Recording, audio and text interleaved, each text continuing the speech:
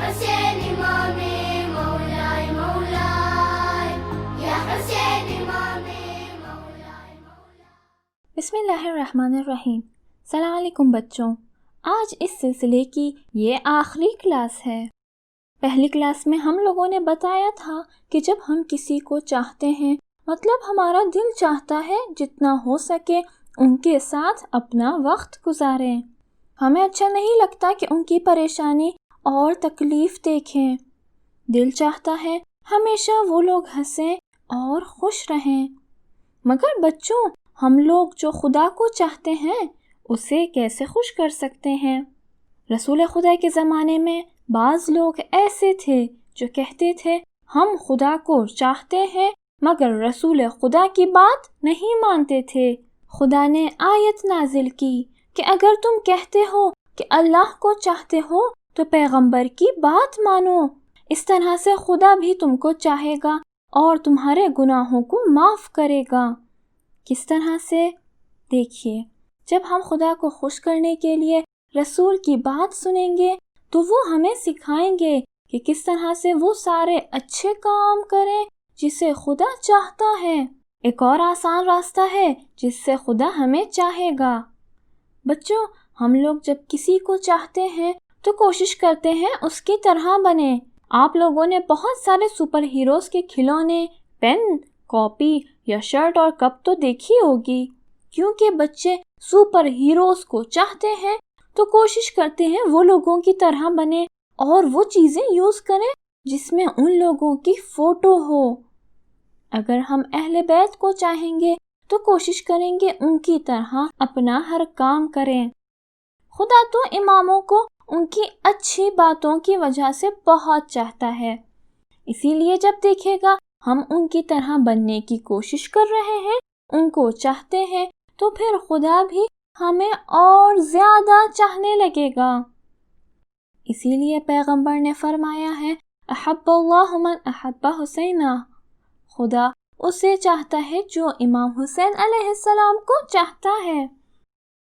کیونکہ جو امام حسین کو یاد کرتا ہے اسے یاد آنا چاہیے کہ امام حسین علیہ السلام نے اپنے دشمن کے سپاہیوں کو جو بہت پیاسے تھے پانی پلایا جبکہ وہ لوگ دشمن تھے.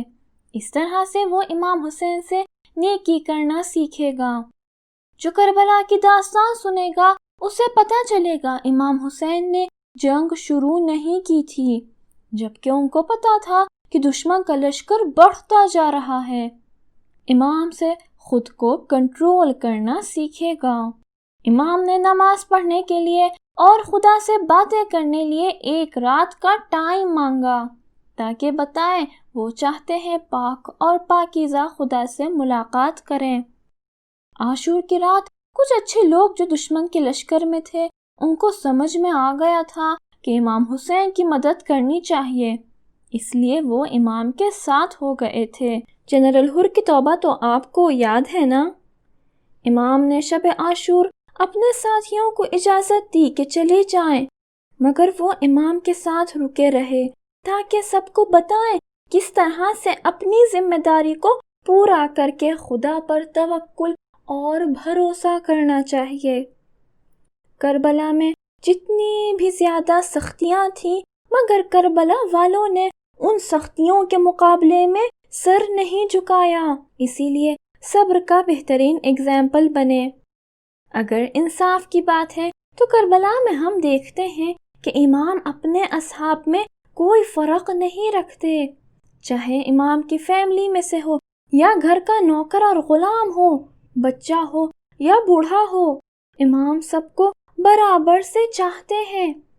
کربلا والوں نے خدا کے لیے جنگ کی، بالکل ایک مضبوط دیوار کی طرح جسے کوئی توڑ نہیں سکتا، خراب نہیں کر سکتا. اسی لیے تو آج تک شہادت اور قربانی کا سب سے بہترین اگزامپل سارے انسانوں کے لیے بنے ہیں. کربلا کی خوبصورتیاں اس سے زیادہ ہیں کہ ہم لوگ چھوٹے سے کلپ میں سب کو بتا سکیں. سوچئے کتنے سالوں سے ہم لوگ امام حسین علیہ السلام اور ان کے اصحاب کی بہادری، صبر، توکل، احسان، عدالت اور دوسری اچھائیوں کے بارے میں بات کر رہے ہیں، لیکن کربلا والوں کی باتیں نہ ختم ہو رہی ہیں نہ پرانی۔ ان سب اچھائیوں کو سننے کے بعد ہمارا دل چاہتا ہے کربلا والوں کی طرح بنے۔ اسی لیے ہم لوگ زیارت میں کہتے ہیں کہ اے امام حسین، کاش ہم کربلا میں آپ کے ساتھ ہوتے اور آپ کا ساتھ دیتے۔ لیکن اگر زمانے نے ہم کو آپ کے ساتھ نہیں رکھا تو آج ہم اپنی زندگی میں کوشش کریں کہ ان اچھے لوگوں کی طرح بنیں۔ اگر ہم ایسا کرتے ہیں تو آج بھی کربلا والے بن سکتے ہیں، حسینی بن سکتے ہیں۔ ہم بھی امام حسین کے ساتھیوں کی طرح امام حسین سے کہہ سکتے ہیں کہ ہم آخری لمحے تک آپ کا ساتھ دینا چاہتے ہیں۔ اس طرح سے جتنا خدا کربلا والوں کو چاہتا ہے اتنا ہمیں چاہے گا۔ خدا حافظ۔